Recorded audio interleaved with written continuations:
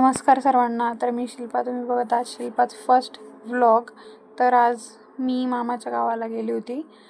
तिकडे पप्पांनी शेती केली तीही बघायची होती आणि आज माघ पौर्णिमा असल्यामुळे यात्राही होती भवानी मातेची, सो तिकडे पण जायचं होतं दर्शनाला. आम्ही गेलो तिथं मंदिरात गेल्यानंतर दर्शन वगैरे घेतलं. त्यानंतर शेताकडे गेलो आणि हा एक छोटासा ओळ.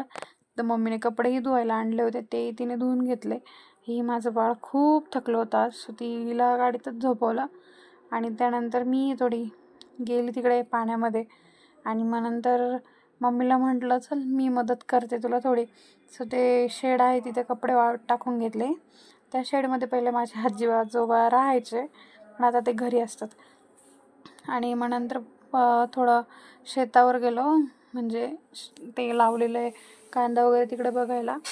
कांदा लावलेला होता एका साईडला, मध्ये भुईमुग होता आणि या साईडने आजोबांनी वाटाणा टाकलेला होता आणि उरलेल्या जागेत कोबी करणार आहेत पप्पा. सो ते त्यांचं तेच डिस्कशन चालू होतं की कशी करायची, काय करायचं. आणि मग ही परी, तिला बाबा असले की कोणी नको असतं, फक्त बाबा पाहिजे. सो ती ऊन ताण न बघता बाबांसोबत फिरत होती शेतातून. चालता चालता तिचा एक बूटही पडून गेला होता, सो तोही आम्ही नंतर शोधून घेतला. आणि मग नंतर बसलो होतो थोड्या गप्पा मारत. तिथं चाललं होतं आमचं असंच. मामाचा मुलगाही होता, तोही खूप दिवसाने भेटला. मग त्यानंतर आम्ही इकडे मामा त्यांच्या शेडवर गेलो, तिथं म्हणजे गोठ्यावर. तिथं त्यांच्या म्हशी असतात आणि माझे छोटे मामा मामी राहतात. मामीचं चाललं होतं म्हशींना पाणी पाजायचं, सोडत होती ती. आणि मी म्हटलं चल म्हशी क्लोजअप दे थोडा तुझा. सो तिचा क्लोजअपही गेले. टोमॅटो बघायला गेलो आम्ही. सो ते टोमॅटो असे खूप आहेत, कारण माझ्या मामाने ते दरवर्षी टोमॅटो सगळ्यात जास्त करतात. त्यांना तेच पीक सोपं पडतं आणि कारण करायला एवढं कोणी नसतं, त्यामुळे तेच करतात.